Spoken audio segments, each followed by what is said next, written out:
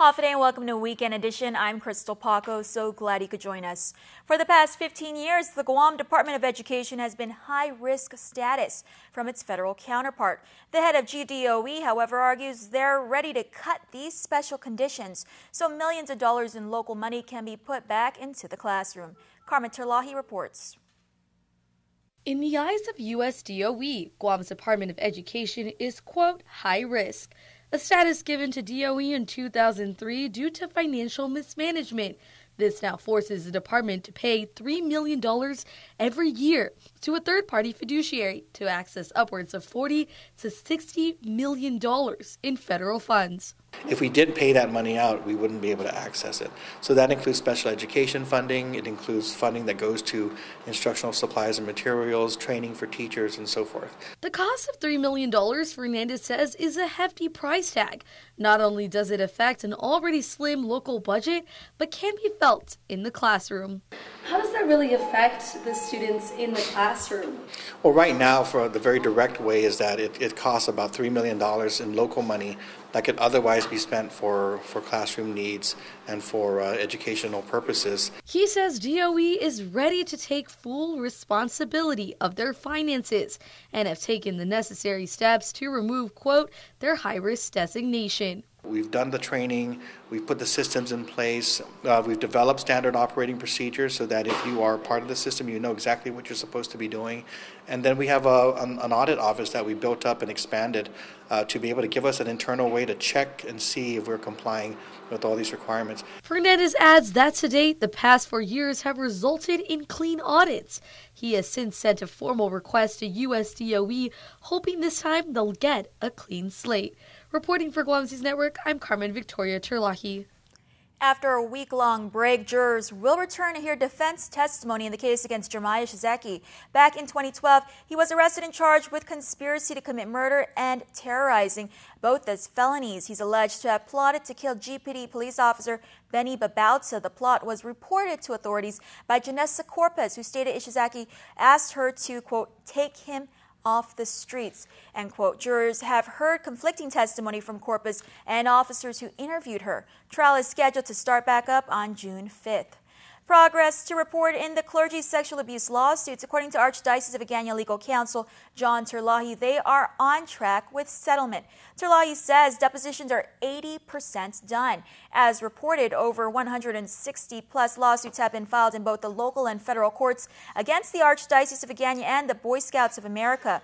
Over a dozen priests, former priests, and other members of the clergy and former Catholic school teachers have been named. Majority of parties have expressed interest in settlement in order to avoid a long legal battle. A joint status hearing with Chief Judge Francis Tadingo Gatewood and Superior Court Judge Michael Bordalio is scheduled for June 5th. That hearing starts at 8 a.m.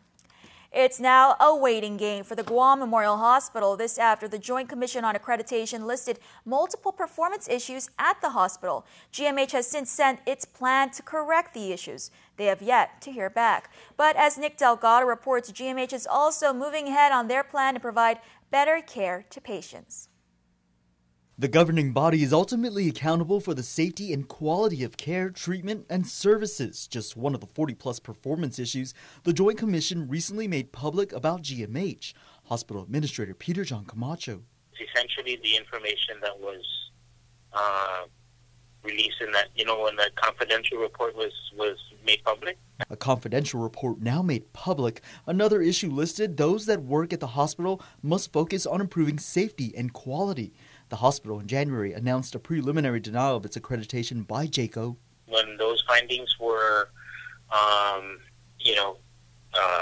sent to us, we developed a plan of correction, and we submitted that within the required time frame to Joint Commission for their review. A little bit later on, there was a follow-up from them asking for some additional information, which was provided. And we're waiting to hear back from them whether or not the plan of correction that was submitted subsequent to that January visit, if they accept it, if they don't accept it. I mean, we don't know what their thoughts are or what they're going to do with that plan of correction. Unsure for now, however, the hospital, Camacho says, is making progress on its own. Whatever the corrective action plans and whatever else that we're supposed to be doing, we're doing for CMS and for Joint Commission. Doing our best to comply with their standards, their conditions of participation. The pending CMS certification review is also important to GMH as it deals with Medicare reimbursements and the millions of dollars potentially at risk. Meantime, GMH officials are urging lawmakers to ensure critical funding collected under the new sales tax is protected. Reporting for Guam's News Network, Guahusinik Delgado. You can view the Joint Commission's quality report on KUAM.com. The H2B Visa topic is on the minds of many. Congresswoman Madeline Bordallo provided an update on the issue to the Guam Association of Realtors this past week. Bordallo speaking on meetings that have been happening in D.C. and the recent passing of the National Defense Authorization Act for FY19 that she says includes more than $377 million in military funding for Guam. Defense bill builds on the progress that we made last year and extends the authorities that will benefit our entire community. You know, of course, that last year in the NDAA, we got through the H2B Visa for all building in a military base. And even if you're outside the base, like some of our companies here, as long as you have a project that has to do with the military buildup. But they took out my original amendment to extend to the entire island and also to health facilities. So I was very disappointed. So specifically, the House bill extends the Guam's exemption from the national H2 visa cap until the end of fiscal year 2020. And I'm well aware of the challenges Guam is already experiencing in getting the federal government, USCIS, to approve H2B visas for Guam. And that's why I worked to ensure that under the House bill, Guam will now have to compete against the national caps. Bordallo also announced plans to introduce standalone legislation that would provide full exemption from the temporary workforce requirement under the national H2B program for all of Guam. You can't help getting older, but you don't have to get old. That's what the Guam Conference on Aging aimed to teach the island's Manumco recently, bringing Senior Citizens Month to a close. Salome Vuki has the story. The Senior Citizen Division of the Department of Public Health is putting truth to the saying that age is just a number. The division hosted its 7th annual Guam Conference on Aging to help promote community involvement and activity for the island's Manumco. Conference Chairman Chad Palomo. We are planning on wanting to inform our seniors and Manumco about the different types of topics that may be pertinent to them at their age, but also to inform the public as well as themselves that the seniors themselves are still active, they're still engaged. With over 300 participants from all over Guam, the conference is a great way for seniors to connect and interact with one another. And President Mary Santos Torres of the Sinyahanya Senior Center agrees. We're always here because we really enjoyed the meeting with all the Manumco. And the numerous organizations and sponsors as well, giving out information about available service as well as providing some, like the Mary A.C. Beauty Academy students who were a big hit with their free beauty services. Lead educator Joseph Artero Cameron. They get manicures, pedicures, they get facials, they get hair cutting, they get air forming, styling, the whole 9 yards, even barbering for the men. So we're pretty excited that they're very happy. Our quest is to make them happy. And they are, after all, the individuals who took care of us when we were young, and it's our turn to give back to the community. The conference closes out a month of long events and activities dedicated to seniors in celebration of Senior Citizens Month. We're always here, and we want to thank the organizer that they're doing an outstanding job to help the Manumco and even the speakers. Reporting for Guam News Network, I'm Salome Vuki. We brought you the news earlier this week. Public Auditor Doris Flores-Brooks will be stepping down from her position in order to throw in her hat for Guam's congressional delegate. But with her sudden resignation also calls for a special election to fulfill the position. Keani Mendiola has this week's Decision Watch.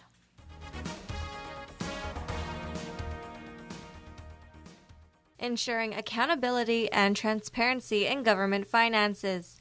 That's the oath Guam's public auditor swears to uphold. With current public auditor Doris Flores Brooks stepping down with less than 2 years left until the end of her term, the position will have to be filled.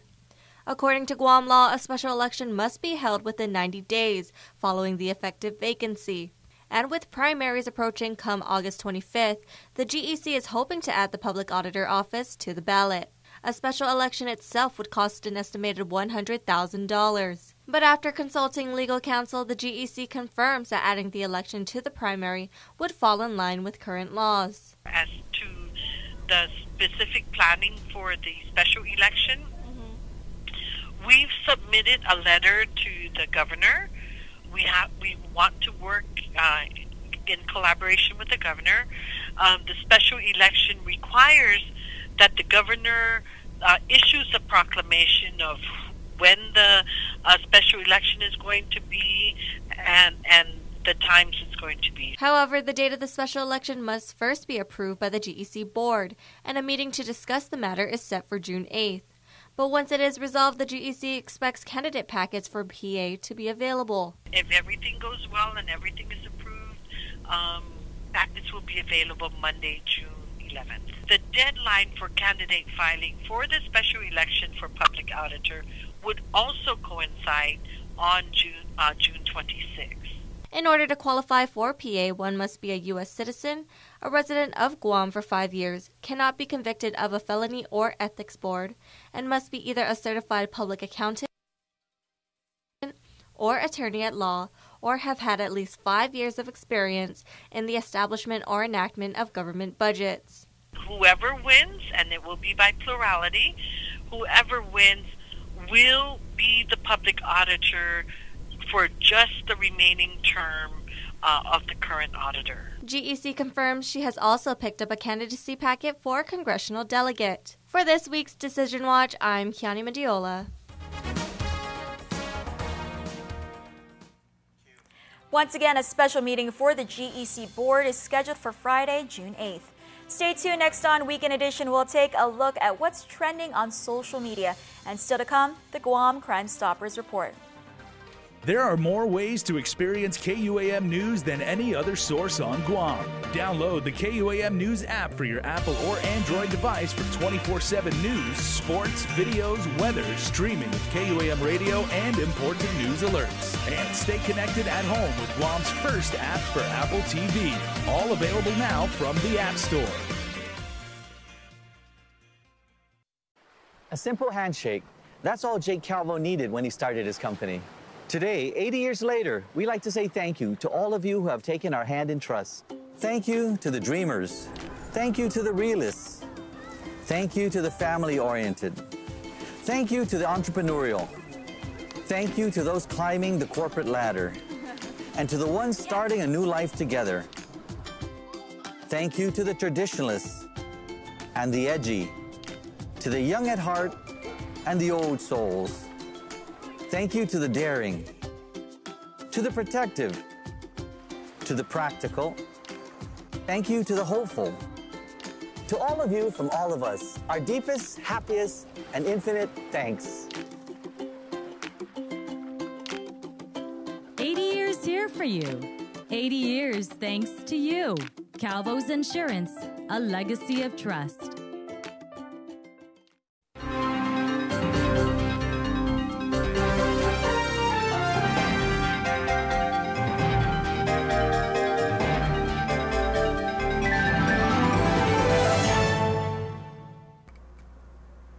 If you get nervous about having dental treatment, you're not alone.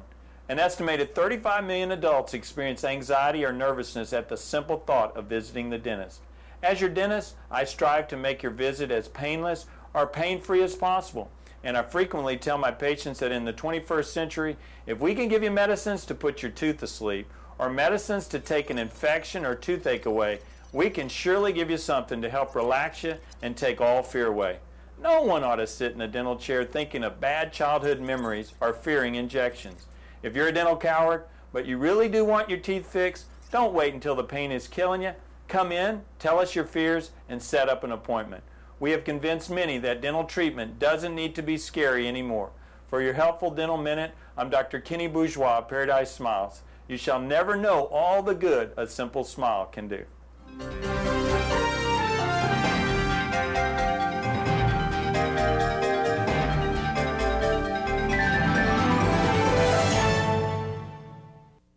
There are more ways to experience Guam via KUAM News, giving you what you want, when you want, and how you want it. From smart devices, Alexa, what's in the news? Here's your flash briefing. Over the web, on mobile, on streaming platforms, with immersive, interactive formats, and via social media where it's more than just content, it's conversation. More ways to keep you informed and entertained whenever you want it, wherever you are, on whatever device you're using. Hafide, and welcome back. Now to check in with Asha Robles to find out what's trending on our digital platforms. Here's Trend Spotting. Hey everyone, I'm Asha Robles, and here's what happened this week on Trend Spotting.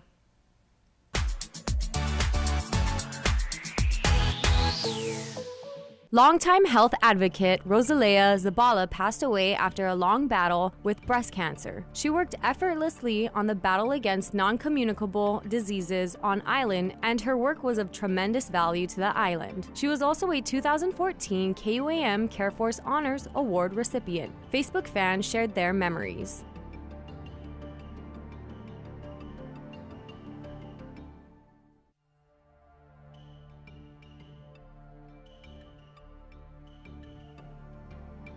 On Tuesday, the National Weather Service issued a special statement claiming reduced visibility for around 7 miles, indicating that volcanic haze from Mount Kilauea in Hawaii had reached the region. The haze was a concern to most residents, as the post was shared over 370 times and reached close to 37,000 people on our Facebook page.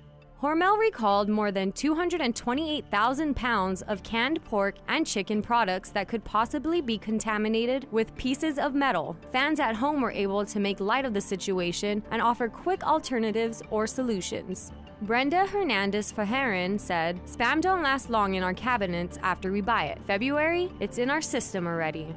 Johnny Thomas says, "Don't worry though, Malfunction has tons of tulip recipes. Trapped on mainland, please send Booney peppers." And Film Kitty says, "It's a good thing I'm a tulip luncheon meat consumer. My life is not interrupted." And last but not least, we would like to say congratulations to island girl Helen Uggan, who celebrated her birthday this past week. Auntie Helen is a staple on Isla 63, and many of our Instagram followers were gracious to show their love. Happy birthday, Auntie Helen.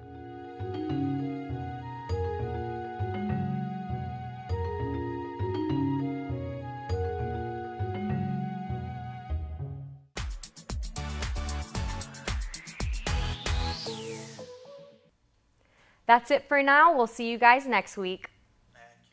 Thanks, Asha. Stay tuned. More when Weekend Edition returns. It's a celebration at Cars Plus and Mighty. And during our Jeep Celebration event, you'll save thousands on every new Jeep in stock, like a new 2018 Compass. Save up to $3,750. Or save up to $4,000 on a new 2018 Cherokee. How about a new Renegade? Save up to $6,000. Plus, buy today and receive a Cars Plus value card, where you get 21 cents off per gallon at all Shell stations. Hurry in for our Jeep Celebration event, going on now at Cars Plus and Mighty. Cars Plus, driven by you. We're celebrating our 135th anniversary today, both in the outlying regions on which we hub and also here in Guam itself. It means so much to our team here in Guam. It means a lot to us in the Matteson management team, because what it says is we're here to stay. It's a real physical manifestation of our commitment to this region. It's so important that we hire locally, we develop talent locally, we train locally. What's been a wonderful addition to our approach there is that many of the people who started off in Guam have gone off into significant leadership roles elsewhere in the company. This is our headquarters here in Guam in Micronesia. And when we talk about putting down our roots, it's not just doing business, it's about everything we do with our friends, our customers, and our employees. I believe that nobody can replicate what we do, and that's why we have such a great team and such a great service and why we're successful. This is our home, this is our life, and we're happy to make a difference in everyone else's life. We're talking island safety and what you can do as a Guamanian to make sure that the streets are safe. Did you know that there is a curfew law? Sergeant Paul Tapao is here, and we are going to talk about exactly what time Guamanians need to be indoors and off the road. So, Sarge, welcome back. No, it's not pretty much off the roads. Again, you know, the purpose of the curfew is for the well-being of the minors and the juveniles in particular. And, you know, being that it's summer, we're going to be expecting a lot of kids, you know, out and about roaming, finding ways or, you know, finding activities for them to keep them busy. And, you know, we want to stress this to the parents that there is a law, the curfew law, and, you know, it specifically says that anybody 17 and below is considered that will be considered in violation of the curfew. And, you know, the timeframes, they need to adhere to the timeframes and the dates that are associated with the law. So from Sunday to Thursday, anything past 10 p.m., you need to be actually accompanied by a prudent adult. Now, when we say prudent adult, it has to be somebody that's appointed by your legal guardian or your parent that is going to be accompanying your child while out and about. You know, there is specifics to the law that you can be out, whether by work, if you have to go to work, or you're coming to and from work, or for school purposes. Now, so say like I'm working graveyard or something like that, and I work at like, you know, I'm working night shift and something like I'm in the warehouse or something like that. Yeah. If you get out like around 10 or 11 o'clock, you know, that allow you to be out and everything. If an officer says, hey, you know, I can see you're, you know, 16. Oh, it's my summer job, officer, but I'm heading home. Yes, absolutely, absolutely. So, you know, again, it is 17 and below is the age bracket at which we specifically identify those in violations of the curfew. Now, it changes with the weekend. You know, it's just up to 12 o'clock. So 12 a.m. from 12 from Friday or into Saturday morning on to Sunday from 6 a.m. So anything past 12 a.m. in the weekend, again, you have to be accompanied or guided by a prudent adult that is designated by your parent or a guardian. Every time we do like a story, Paul, on curfew policy, like a bunch of people are like, oh, is that thing coming up again? Or, you know, like, is that brand new and everything like that? This is something that's actually been going on for almost a generation. Yeah, absolutely. It's always been part of the law and everything. And again, it's for the well-being and the safety for our juveniles and, of course, our minors that choose and decide to rather than stay home or do something productive, you know, they're out and about. So it puts a checks and balance to the parents that, you know, you are responsible for the well-being of your child, and you also will be held accountable for any infractions of the law that they commit. And if your child is picked up by our officers while in violation of the curfew law, you will be notified, and your child will be issued a notice to appear. And you know, once we issue that, it goes through the whole judicial system and everything with the courts and, of course, the DOA. So take heed in what we're saying, because you need to have an accountability of where your child is. Okay, I'm really glad you brought that up, because, you know, I've found that on Guam, the whole scared straight approach tends to work. So as far as punishments or, you know, what could happen to the young person or the parent and everything like that, what, are they looking at fines, or are they looking at, you know, and this crime would be considered misdemeanor, right? So usually when a child is brought in for curfew, there's other infractions that's associated with that, whether the child is in possession with a contraband, you know, whether it be possession of, you know, tobacco products or with alcohol. If we find the child is under the influence of an alcohol, that's another infraction that we're going to pose. Or we find that a child is in possession of contraband or worse, drugs, okay, that's going to be a violation that we're going to impose again on the child and everything. And you as a parent are going to be responsible for bringing that child to court and also to all the hearings that will come as a result of us picking up your child off of the street. So at the very least, it would be like a minor inconvenience to what your normal schedule is. It's also embarrassing, because then it's a matter of public record. There's a major inconvenience. There's no minor inconvenience yeah. because of the fact that now you have an order by the judge that you have to be present in all of the court hearings pertaining to your child with any laws and any infractions that they commit. So really, you know, the responsibility, the burden of responsibility is so great that you have to understand where your child is. You know, we're finding a lot when we go out to the town hall meetings. The major concerns with all the 19 municipalities that we've talked to is the curfew violation. It's been addressed, and you're going to see that through the course of the summer that you're going to have a lot of officers out there focusing on curfew. Our juvenile investigators are gearing up for the summer. They've already prepared their action plan and how they're going to approach it and how they're going to address the issue with curfew, and of course loitering with the minors that choose to be out past the hours. Okay, now a lot of people would just assume, okay, this is kids just having fun in the summer and maybe being irresponsible, but there is a lot of responsibility, like you said, on the parts of the parents. So this means parents, be aware of the curfew and don't say, if you happen to be the caretaker of a minor, don't send your little kid out at 11:30, your 16-year-old son out at 11:30 to go buy food for the dog or something like that, because that too would be an infraction, right? Yeah, absolutely. Ignorance is not going to negate the fact that you committed a violation or infraction of the law. So, understand that there's a great deal, and the reason why, again, and I can't stress this enough, it's for the well-being and the safety of the child.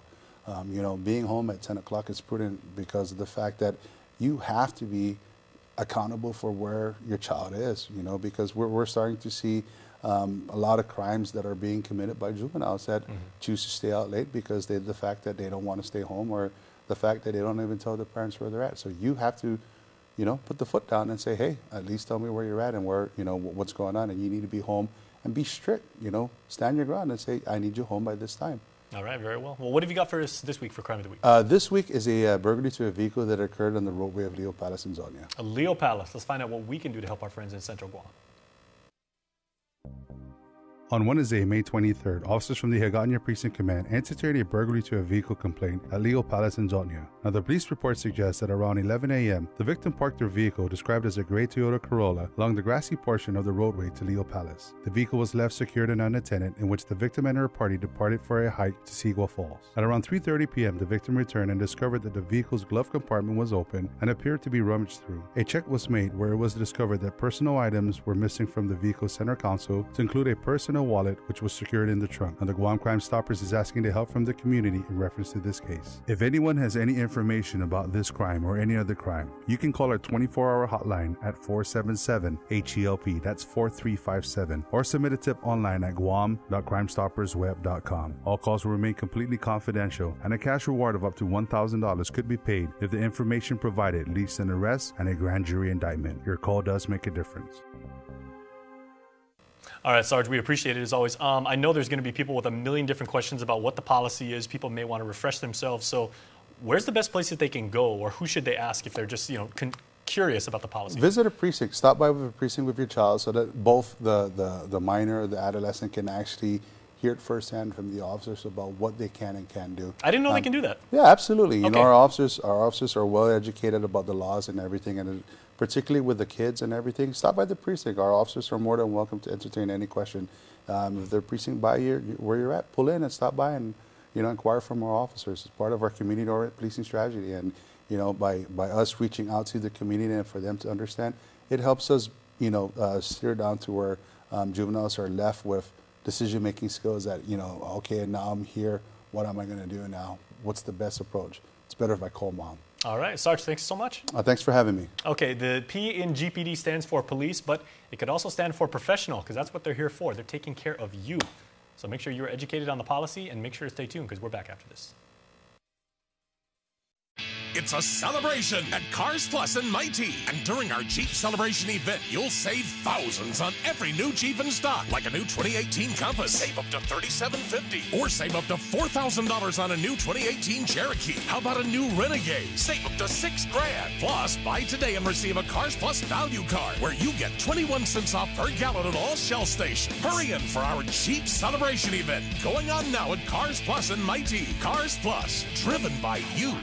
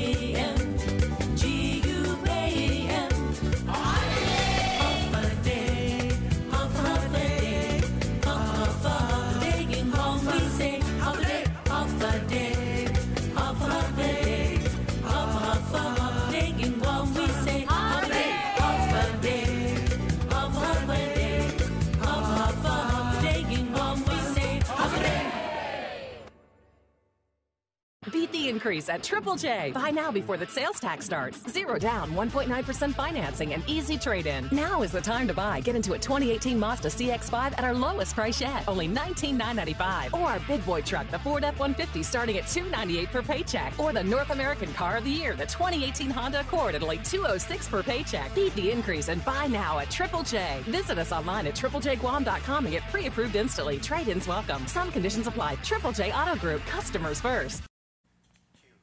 And before we close out the news tonight, here's our latest round of birthday shout-outs from the Cold Stone Creamery Birthday Club. Happy birthday, Hannah Grace, turning 8. Love Mom, Dad, and the zoo.